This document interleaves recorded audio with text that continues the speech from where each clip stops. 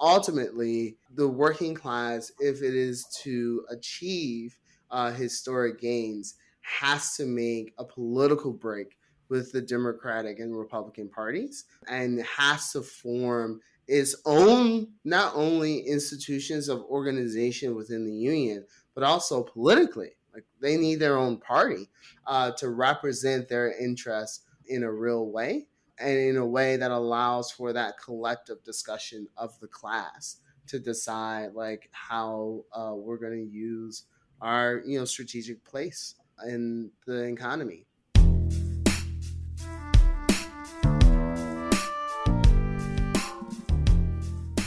Welcome to All That's Left, a podcast from Left Voice. My name is Oden. On September 15th, the UAW, or the United Auto Workers, went on strike against the big three automakers, General Motors, Ford, and Stellantis.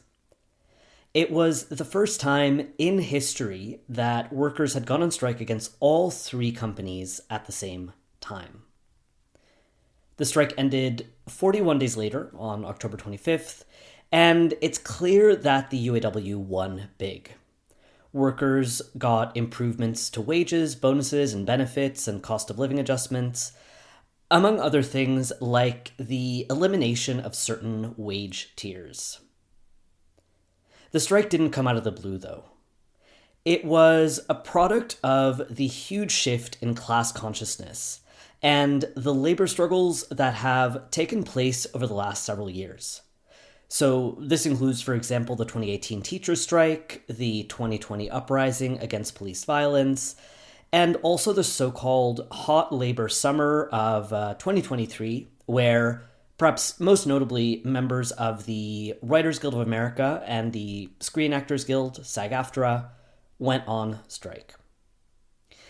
And as my guest will describe today, the UAW strike was also a response to decades of a neoliberal offensive that has decimated working conditions and workers' power. This is also the context that led to the rise of the president of the UAW, Shawn Fain. During the strike, Fain used combative rhetoric. He spoke against inequality and exploitation. He talked about the ways that corporations privatize profits and socialize losses. And he emphasized, correctly of course, that workers make the economy run, and that workers at other companies and international workers aren't enemies or competitors of US workers. His election at UAW, his election as president, was made possible because of the fight that rank-and-file members of the UAW made for a more democratic union. And Shawn Fain's militancy is a reflection of the changing consciousness within the working class. At the same time, one thing we'll discuss on today's episode is that the UAW strike did have some limitations. For one, this was overwhelmingly a top-down strike. It was tightly controlled by the bureaucratic leadership. Workers weren't part of the decision-making process. So, for example, workers weren't told in advance that their factory would be going on strike. And they also actually didn't have an opportunity to discuss the tentative agreement before they went back to work. So it's in this way that the union leadership prevents the self-organization of its members and ultimately blunts the full power of the rank and file. The union is also still tied to the Democratic Party. You may have seen that selfie video that Joe Biden and Shawn Fain took after the strike. But I mean, it's important to remember that despite Democrats like Biden posturing as, friends of workers, friends of the working class, at the end of the day, the Democratic Party is the political representation of the bosses, not the workers. To talk about all this on today's episode, I'm joined by James Hoff and Tristan Taylor. James is a member of the Left Voice editorial board and a long-standing member of the PSC-CUNY union. Tristan is a member and writer at Left Voice, and He is also a native Detroiter whose family actually migrated from the South to work in the auto factories. In addition to digging into how the UAW won, what the victory means, and also what some of the shortcomings were, as I mentioned earlier, we also explore what the tasks are for the future and what lessons we can learn from the UAW strike. As Tristan and James explain, unions need to break free from both the ideological and the structural chains of the Democratic Party and the state. Rank and file members need to be empowered as much as possible. And we need self organization of the labor movement to build the power to really challenge the bosses and to challenge the tyranny of capital. We need to use the power of labor to wage political struggles for the whole working class. And as my guest explained today, to build a working class party that fights for socialism. In the show notes, I'll link to the excellent articles that Tristan and James have written about the UAW strike, so please do check those out. You should follow us on social media. You can find us with the handle at left_voice on Instagram, Twitter, no, I will not be calling it X, and TikTok. And we are even on Blue Sky, leftvoice.bsky.social. If you want to support this podcast, please do so at patreon.com/leftvoice.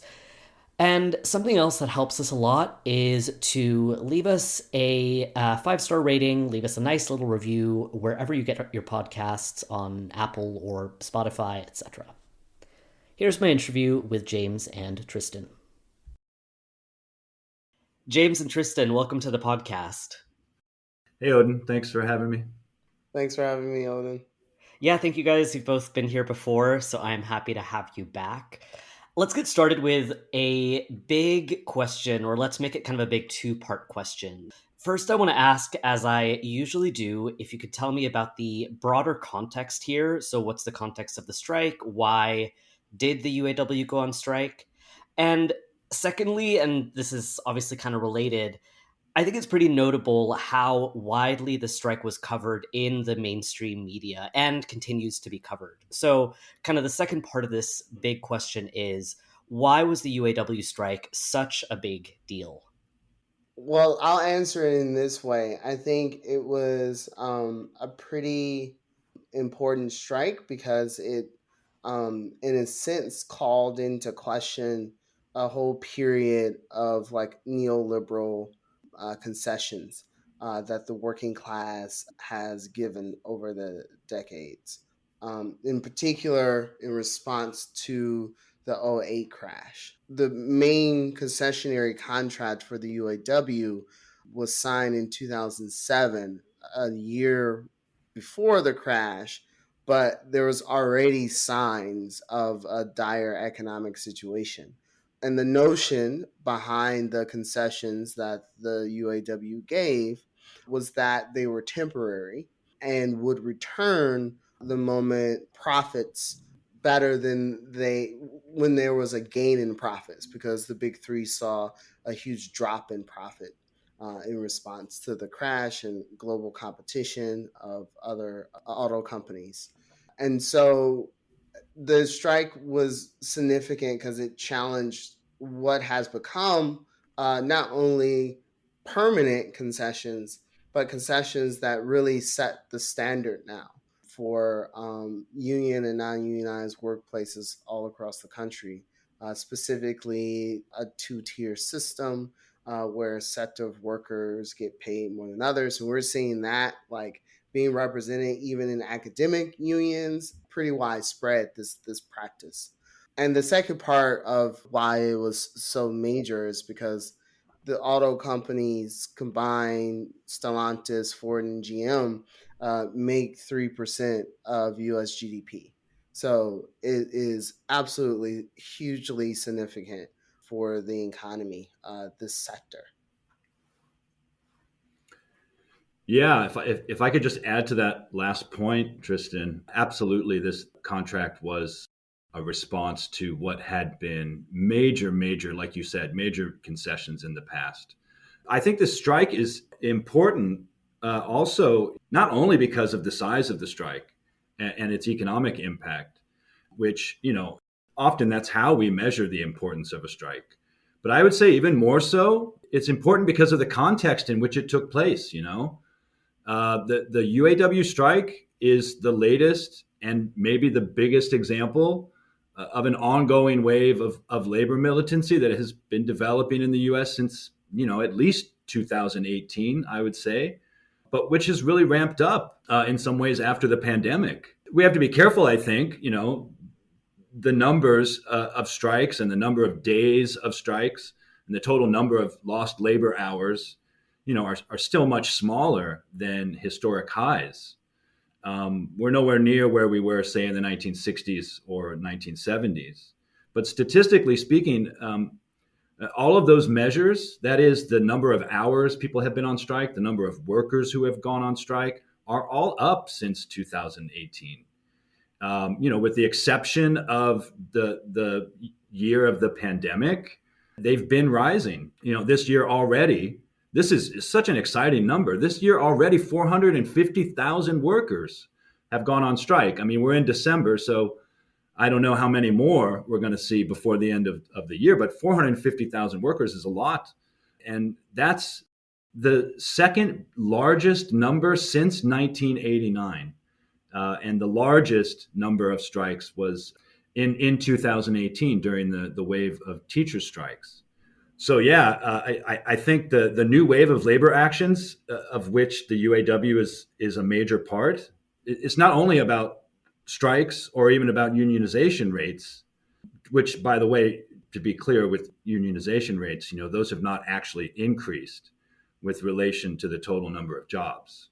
But I think it's more about rising consciousness, thanks in part to the shock of the pandemic, which laid bare both the power of essential workers and led to the life and death necessity of self-organization. Working people are beginning to take seriously the power of collective action and have become increasingly combative as a result. And I don't think we can overlook the BLM protests of 2020 either, which were an important testing ground, I think, for a lot of the activists who have been, building this new labor movement.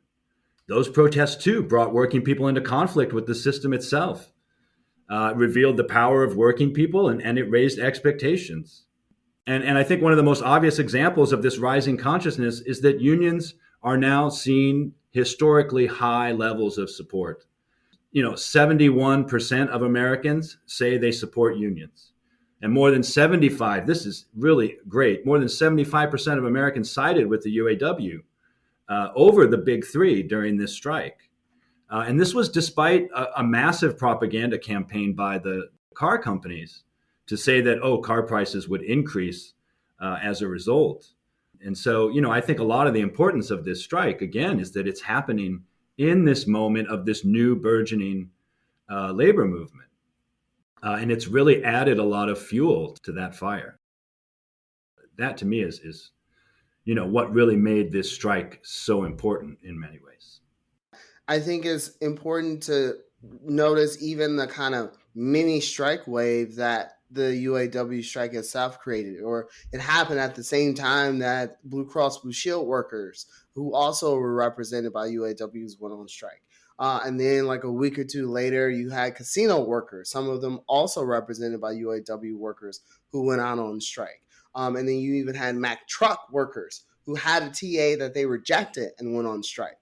So even within the last month or two, the UAW auto strike really set off in motion, or was part of a series of a strike wave that is really impressive, especially compared to what we've seen over the last decade or so. Absolutely. I think that's an important point. I think struggle often leads to more struggle. And this high profile strike with the UAW is really inspiring a lot of other rank and file unionists and even labor leaders. I'm sure lots of labor leaders are really paying close attention to what Shawn Fain has been doing to be more bold and to be more militant. And I think it's a very good thing. So what were the UAW workers' demands, and what did this look like in the end? Did they win all of the demands that they put forward? This is a kind of a tricky question, I think, in some ways. At first, I would say it seemed that those TAs, when they were first announced, were a huge victory. And indeed, I'd say in general, the tentative agreements were very good. But we have to be clear that the union did not win all of the demands they were asking for. In fact, they fell short in some important ways. For instance, of course, the wage gains came nowhere close to the 40% that they were originally demanding. The campaign for a 32-hour work week, which excited a lot of people and generated a lot of conversations, was more or less completely abandoned. And the union, really importantly, failed to restore full pensions for new workers. I think this is probably why a lot of these TAs were actually rejected by some locals. And the locals where they passed, they sometimes passed by very slim margins. The TA at GM, for instance, last I checked, passed with only 54% voting yes. That's incredibly close for contract votes, which are normally just, mere formalities. Just to characterize like what the demands that they did win overall, I think that Tristan mentioned this earlier, that this was kind of an attempt to win back what had been lost. And I think they won back a lot, all in one contract. A lot of the concessions that they had given up since the Great Recession. This includes wage increases that are above inflation, and which by the end of the contract will bring workers' wages, when adjusted for inflation, back to where they were before 2008, before 2007. It also includes something really huge, the reinstatement of COLA, cost of living adjustments. This is something the union had in the past and something that many unions envy. And like so much else, COLA was given up in 2007, but they managed to win it back in this contract, which means their wages will be largely protected against inflation going forward. They also made significant advances in eliminating most tiers at all three automakers. For many part-time and even some temporary workers, this will mean a huge wage increase within the first year of the contract. Eliminating tiers, of course, as many people know, was one of the main demands of the contract struggle. Fain wore T-shirts that said, "End all tiers." And the fact that the UAW was able to get rid of them is, I think, really significant. However, they did not get rid of all tiers. Some temporary workers at GM, for instance, will not be eligible. And there's still, of course, the big problem of pensions for those workers who were hired after 2007, who are still not going to get the formal pension packages that older workers have. In fact, I would say those pensions seem to be one of the major sticking points of debate over a lot of these TAs at the local level. Yeah, to expand on that, I think for a lot of workers who, enthusiastically supported the strike and really committed themselves to it, they did so on the basis of being restored. And part of that restoration was not only receiving the benefits that they had pre 2007, pre the global economic crisis, but the kind of dignity that people had in terms of being able to have a job you can retire from. And without the pension, many people see it as a dead end job. This job is a highly physical, highly exploitative job. When you work in the auto factory, by the end of it, your body is in need of repair. Many people are in need of surgery, and without protections, right? When you retire, that could be super expensive. They have respiratory issues after spending 30 years in an industrial place where that's mixing and producing all sorts of things. So I think that was a really important part of the unity amongst the rank and file, in a way that hadn't been seen in quite a long time, was around like bringing back that pride. And one thing that's interesting about in Detroit, like the big three is like the center of like, how we identify ourselves. And a lot of people like spend generations like in the factory. Like, so a lot of factory workers who I know, parents and grandparents even, like worked in those factories. And so it's really important for workers to see a continuity of those privileges. Saying that, I do want to mention one of the things that is so powerful about what the UAW was able to achieve, even though it didn't win all of its demands, was even winning demands that it didn't even have, including restoring closed plants, unionizing an electric vehicle plant. Like, so the importance of having those bold demands is that it was able to even win things that weren't even originally on the table because people had such raised expectations. Yeah, that's a good point, Tristan. Even beyond the agreements, the UAW seems to have won some pretty major raises for workers at other auto companies, including Toyota and Honda. I think they won 9 and 11% respectively, or maybe it's the other way around, but that's huge. And it's not just the amount that matters; it's how quickly it happened. It was almost overnight, as soon as those TAs were out and in the public, that these companies made this decision. I think that shows that they're scared that the UAW could organize their workers, or they're scared that their workers are going to become organized.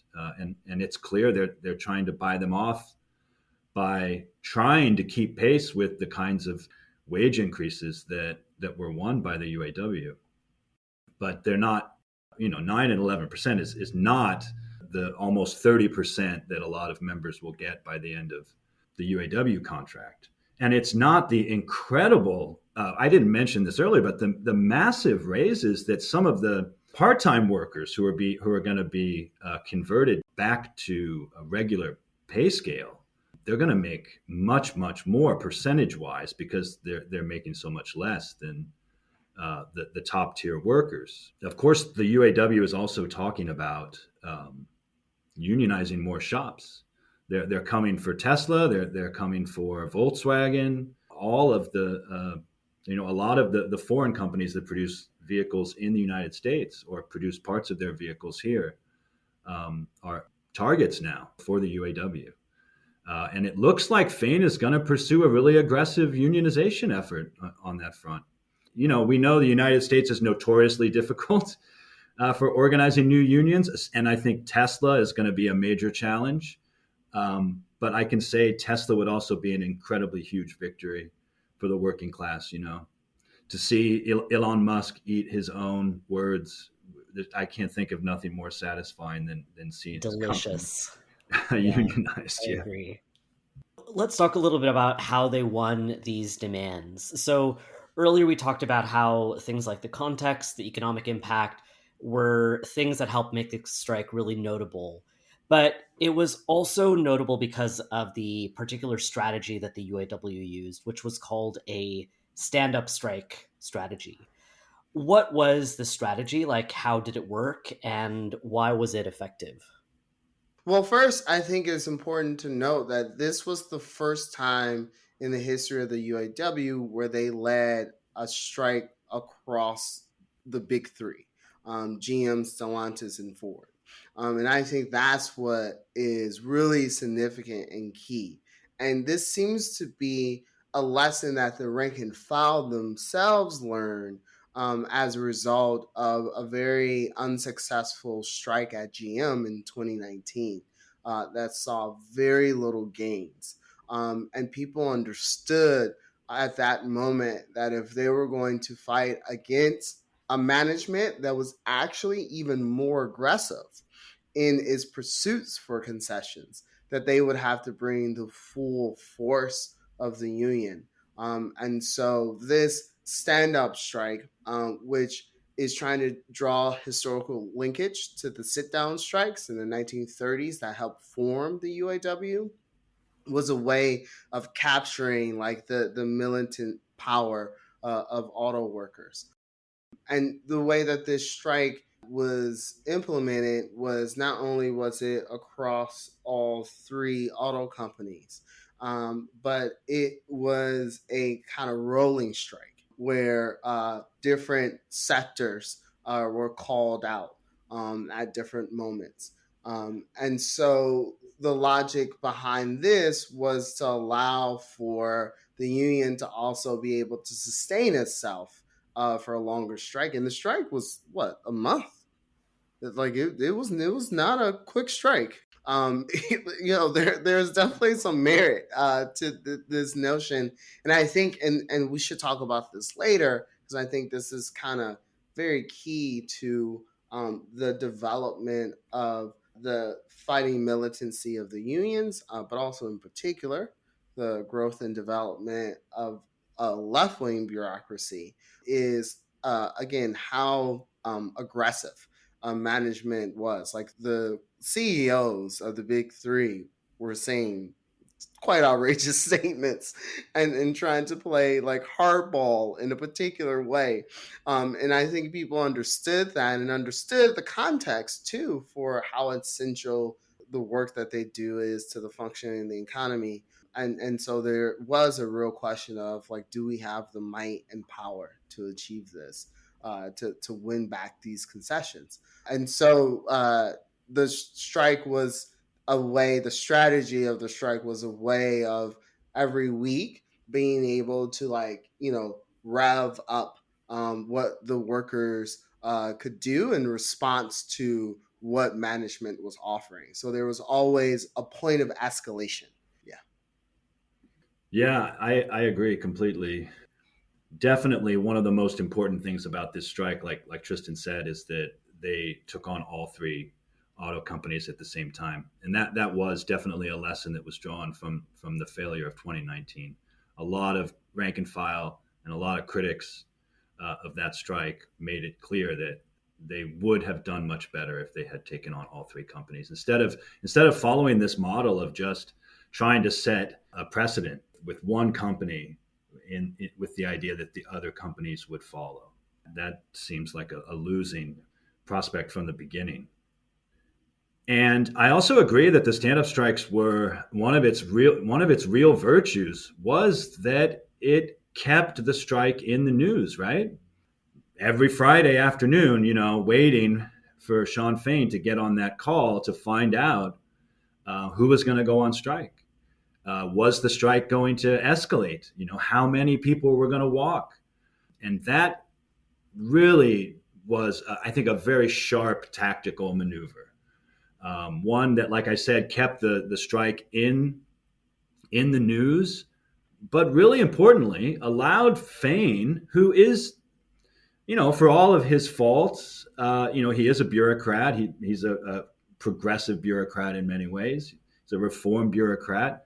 But he has a very good public personality, and he was able to use those Facebook Live meetings to put forward a lot of pretty relatively militant ideas about what unions are and how they should behave, and about the plight of the working class as a whole.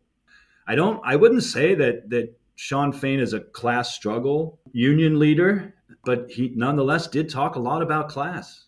He talked about the socialization of losses and the privatization of profits, the ways in which the auto companies had benefited in many ways from the bailouts that followed the 2008 crisis. Their losses had been socialized, but that then later, after these workers took all of these cuts in that 2007 contract, and they were raking in massive profits.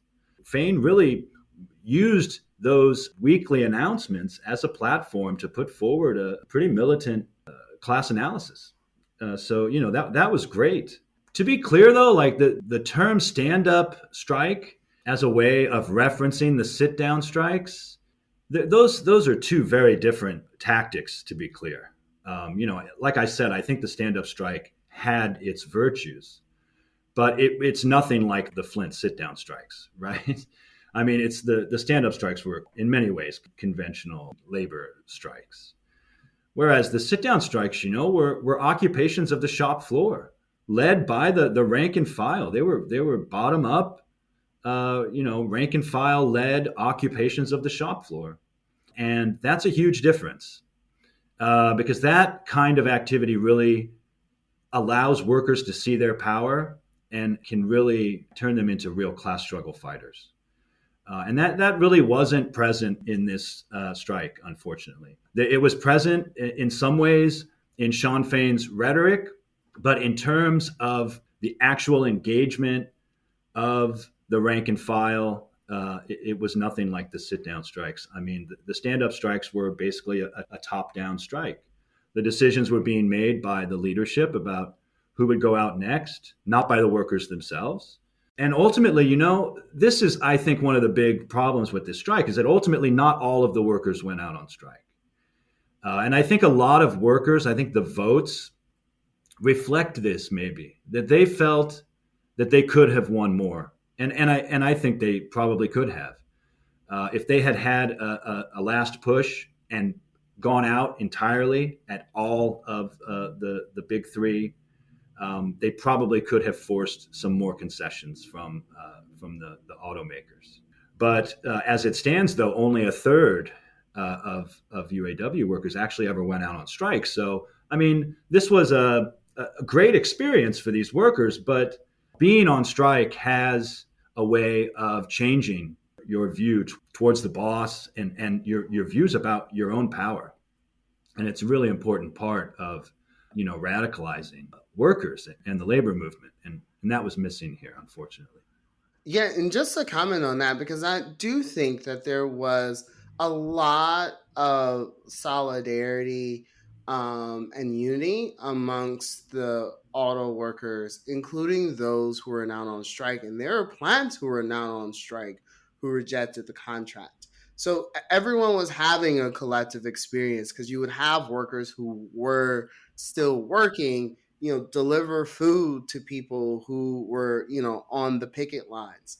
And even the strategic element of the strike was something that workers brought up. People weren't arguing for the necessity for an all-out strike because they also understood like the need for the union to maintain itself, and also it was clear from the beginning that this was part of an effort to unionize other workplaces, right?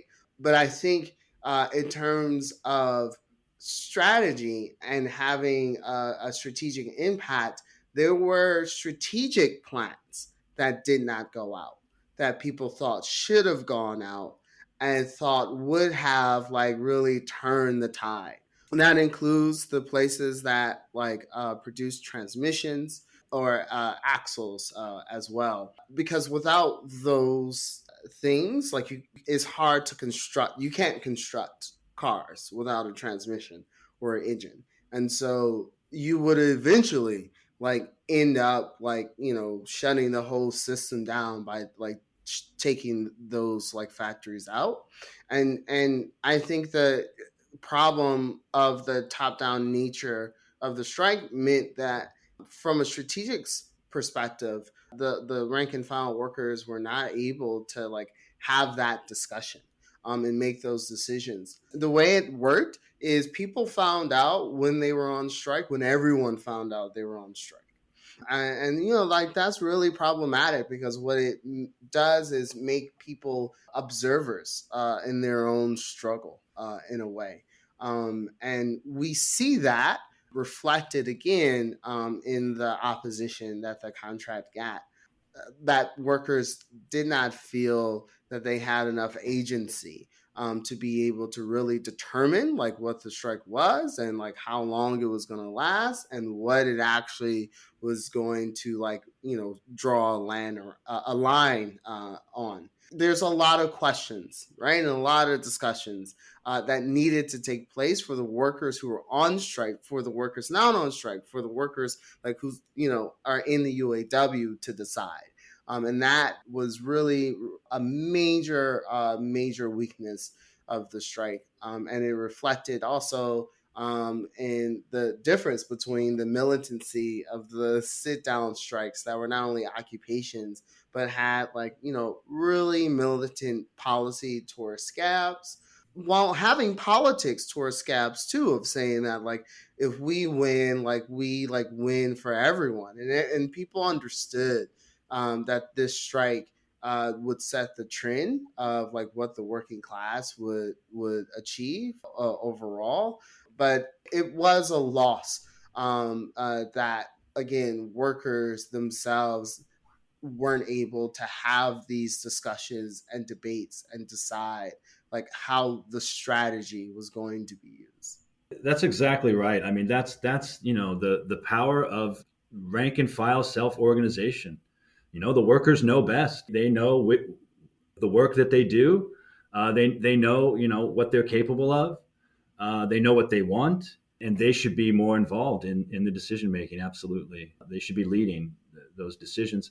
Just another example of this that we didn't mention yet, but I think is really important, is that what happened when those TAs were introduced and agreed to, by the bargaining committee to be considered. They stopped the strike, and they stopped the strike without asking the workers who were on strike or the workers who weren't as well whether or not they should stop the strike. And I think they lost some potential leverage there. Yeah, I guess I'm just saying I agree with you. Like self-organization is just so important, and that was definitely missing here. I want to talk a little bit more about Sean Fain and also try to connect him a little bit to this idea of labor bureaucrats, as well as hopefully transitioning to this discussion of like the connection between Sean Fain and the Democratic Party, for instance. Because I feel like I'm hearing a lot of contradictions where, on the one hand, Fain had this really, as you have both outlined, this really combative rhetoric. So, I mean, James, you mentioned earlier that Fain had this T-shirt that said "Abolish all tears," but I mean, he also wore this other notable T-shirt in an interview that said "Eat the Rich," which I think is just like, for a lot of people, like really, really kind of mind blowing. But then, there were also just these weaknesses that you both outlined. And I mean, James, you explicitly said, Fain is still a bureaucrat. So I guess what I'm wondering is, what should we make of these contradictions? Like, how do we characterize Sean Fain? What do we mean by him being a labor bureaucrat? And could you also comment a little bit more on the relationship between Sean Fain and Joe Biden? Well, first off, I'll actually like reverse that because I think one thing that is significant about the strike that shows why the working class has the firepower to really like make fundamental change, and especially workers in strategic sectors like auto, is the way in which both the Democratic and Republican Party had to respond to the strike, and the way that it was covered nationally by everyone, right? You had, I think, history made with Joe Biden being the first sitting president to visit a picket line. Biden came out early saying that record profits should mean a record contract. And Trump also had to travel to Michigan to address auto workers. So, really, what was interesting about this strike is the way in which, and this is true of this kind of period of increased struggle, of the working class becoming like a national like actor as the working class. And Sean Fain's rhetoric is a major departure from other bureaucrats who referred to the working class as the middle class, especially in particular UAW bureaucrats and former leaders over the last couple of decades because of the benefits that auto workers received. And even some within the bureaucracy still referred to the struggle as restoring, like, the middle class. But that was, overshadowed by, like, how much the working class as a class, like that increased class consciousness was taking shape. And in this way, we see really the contradictory role that Sean Fain plays when it comes to that increase in working class consciousness. Because on the one hand, he is putting forward really combative rhetoric. And no, the 32-hour work week was like really huge and kind of like challenge in a particular way, like the question of profits, the question of like what should our relationship to labor and our jobs be. But he didn't challenge or question the relationship of the working class to the Democratic and Republican Party. It is noteworthy that the UAW, up until the strike, had not endorsed Biden. And part of that was because of his refusal to ensure that the EV companies that were receiving money would be unionized. At the same time, uh, Sean Fain didn't see this as an opportunity to break the working class from the Democrats and Republicans, from the billionaire party, because both of them represent billionaires. Instead, he used this as a way of realigning the UAW to the Democratic Party through, forcing the Biden administration to make concessions, but also creating space for the Biden administration to have like weight within a set of workers who in good number voted for Trump and who had in a different way broken the traditional relationship that labor had with the Democratic Party. And in this regard, Sean Fain, who has been an executive in some form or fashion in the union for a decade or so, and was actually a member of the old administration caucus that oversaw the '07 concessions, retains his place within that structure as someone who is maintaining and in a sense dampening or restricting working class independence and working class consciousness. And so that is something that like has to be like recognized and confronted, and it goes into the points that we were making earlier about the top-down nature of the strike, and the importance of like self-organization.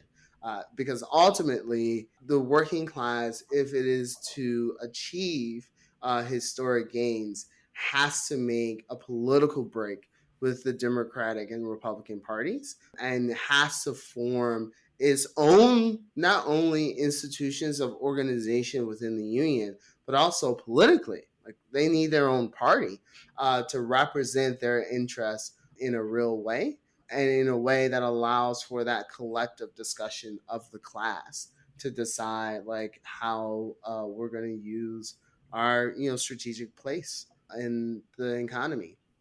But I think that is something that is like a big part of how we have to understand like Sean Fain's role in the strike and the strike, and also the Democratic Party, and what this means for the future of the labor movement.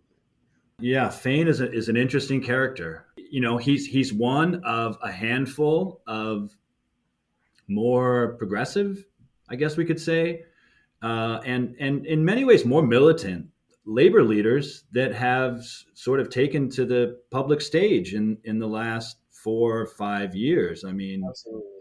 yeah, we all remember Sarah Nelson leading the flight attendants against Trump's immigration policies. I would even say Sean O'Brien to some extent. He's more militant than a lot of previous Teamster leaders. The UPS, the Teamsters president, who was notable during the UPS strike. Yeah, didn't take UPS out on strike, which is a huge problem for Or yes, the threatened UPS strike, I should say. Yeah, but he talked tough, and he seems to be more, again, I think more militant than a lot of other labor leaders. All of that said, I think labor is kind of feeling its moment, and I think that is pushing labor leaders to behave differently. But Fain, I think, certainly has a lot of good, progressive ideas, and he also talks a good talk, and he talks a lot about class. But at the end of the day, all of these leaders are still bureaucrats. Like Tristan was saying. I mean, That's the key here. But we will see what happens with these figures. The degree to which they're bureaucrats, the degree to which they continue to hold back rank and file movement is important.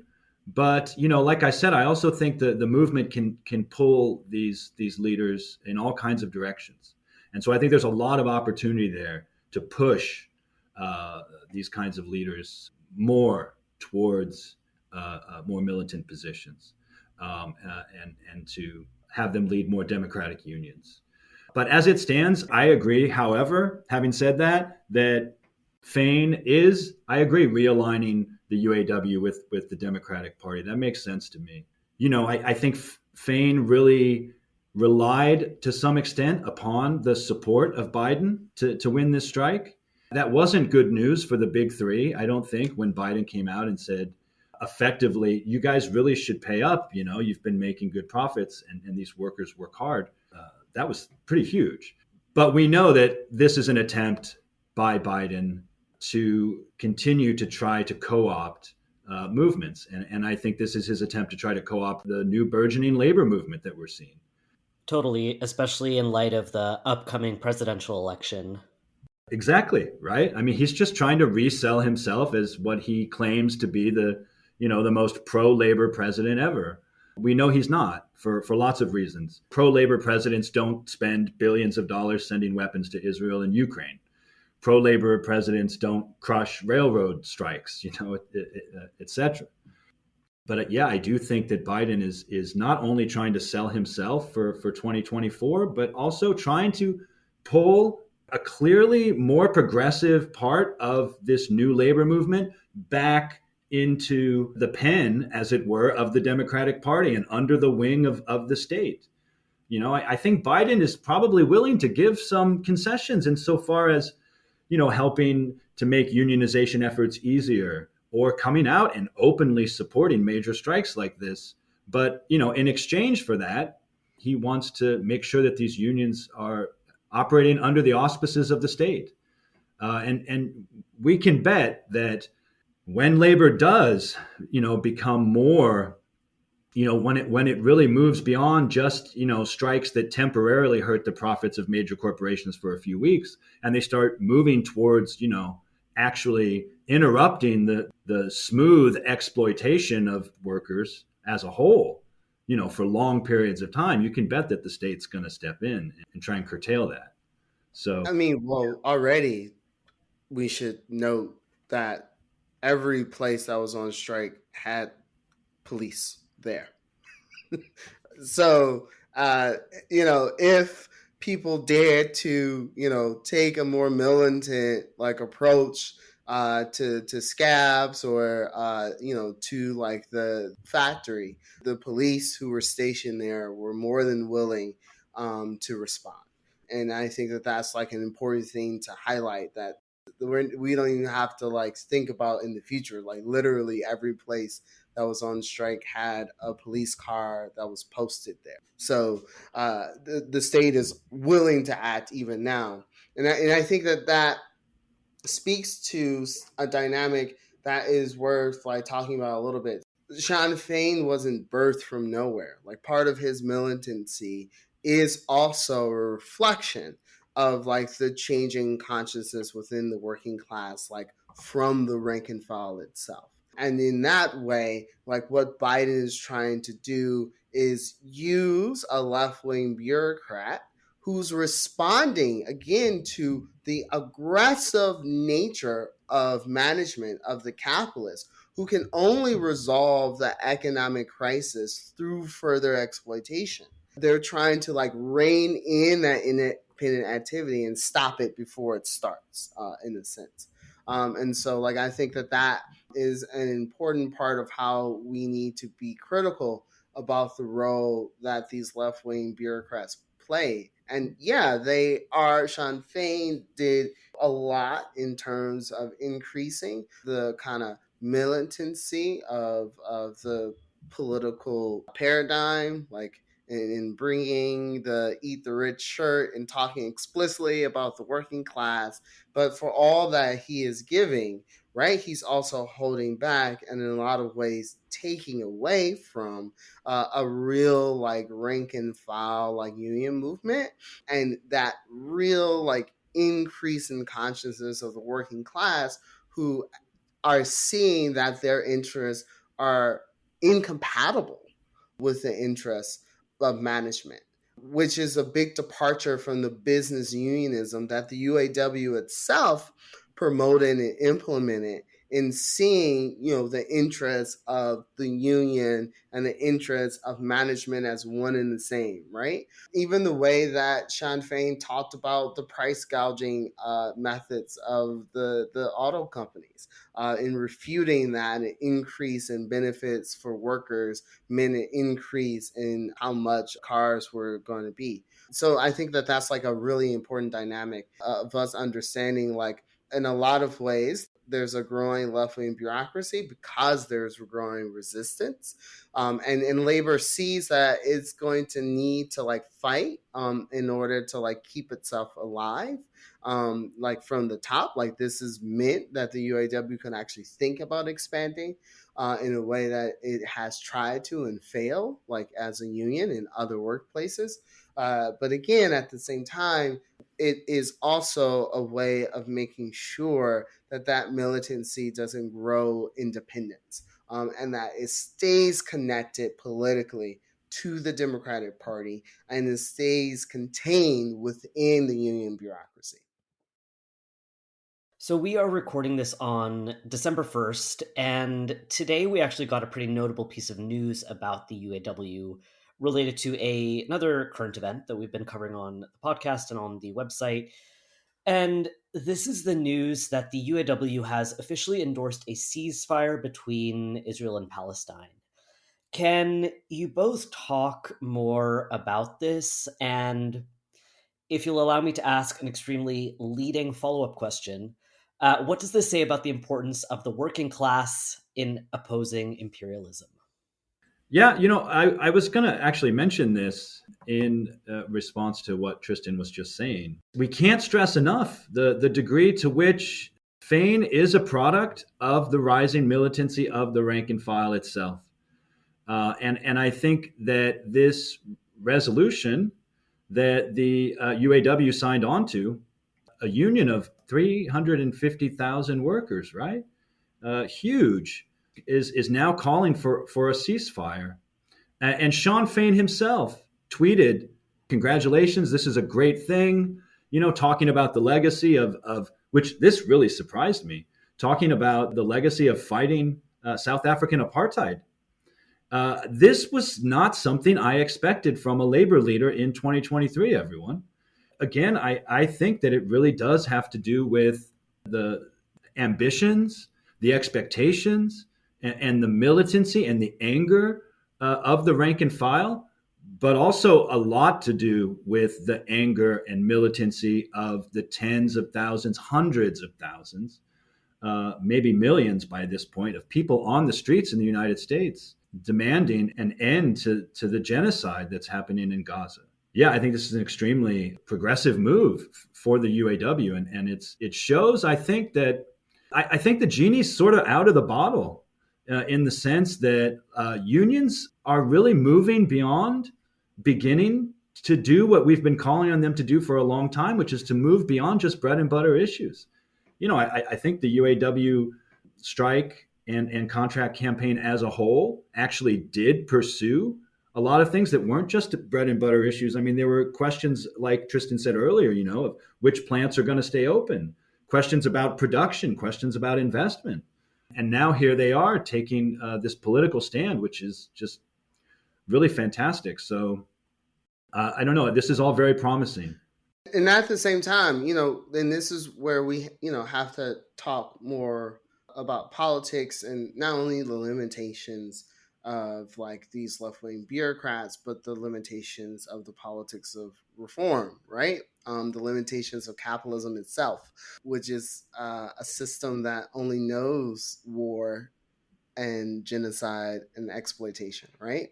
That to realize these, demands requires the creation of a revolutionary organization that is promoting like the interests of the working class and oppressed, and making the link between exploitation and oppression, both politically but also concretely. So this is a great first step for the union in taking a ceasefire position. But we also need to see the working class flex its muscles in enforcing this resolution, which we know won't happen any other way. And I think this brings us to bigger questions about, like the need for like revolutionary and socialist politics, and for a working class party that fights for socialism too, as we've been arguing in Left Voice, in terms of, because the other thing that happened today was there was a vote to set up a working group around divestment around Israel, and it had language of talking about a just transition from an economy of like war to peace. That's a great first step. Who knows what that means? Like, because certainly, this certainly isn't questioning like imperialism or questioning like even the right of countries to go to war. This is in response to a particular and terrible onslaught that is being experienced by the people of Gaza and Palestine. But we have to understand that this is the second conflict we've seen, in 2 years. That there's still war in Ukraine. There's still rising antagonisms between like capitalist governments. There's still like a huge increase in funding of like military, not just within the US, but in other imperialist countries. And so like this is a first step that like we have to like really capture and use to drive home the importance of not only rank and file organization, but the need for like revolutionary politics and the importance of rank and file activity alongside the oppressed. Yeah, we should absolutely see this as a response to academic workers, right, who are UAW workers, like fighting for a ceasefire on these college campuses. The Palestinian trade unions themselves making a demand explicitly to labor to take a side, and to act to stop the carnage of the Israeli government. And I think those are important features that like we need to be like uplifting and talking about like what it means to like really like win the demands that people are putting forward, and relating to them like in a a principled and revolutionary way. Absolutely. And I think this shows too the importance of the left taking labor unions seriously, and taking the work that we do inside and towards labor unions very seriously. I mean, they are the most organized parts of the working class at the point of production, and they have massive power to shut down the entire economy if they choose to. And we have to see unions as spaces that we can contest and put forward politics in and fight for a revolutionary perspective and fight among the rank and file, and importantly, for the perspective of class independence, like you said, Tristan. We're not going to be able to build an independent working class party without having these fights in our unions and convincing the rank and file that this is the only way forward. And I'm sorry, just to add to that, like, because I also think that is super important that there's been like more conscious appeals to the unions directly, that people are acknowledging like the importance of the working class, like as a class, like taking action. And I do think that this is in part a kind of evolution of the struggles and increase in consciousness that we've seen, like since like the pandemic, and the way that people have like connected the dots between like Black Lives Matter and Palestinian unity, with like workers being able to like unionize and act in their workplaces, right, and take action there, and bringing political questions. And we've seen this like with Starbucks workers in an important early instance of a union taking up political questions. And I think this is a really important trend to note, because it also points to the correctness of revolutionary optimism on our capacity of bringing these struggles together and really organizing the working class, on a class conscious, and revolutionary progressive basis. By revolutionary progressive, I mean connecting, and understanding the links between exploitation and oppression, the ways in which capitalism really drives like all of the problems that we have, and understanding the antagonistic, irreconcilable differences between the working class and the oppressed, like in the capitalists, and their governments and their parties. James and Tristan, thank you guys so much for being here. Thanks, Oden. It's fun. Yeah, likewise. Thank you.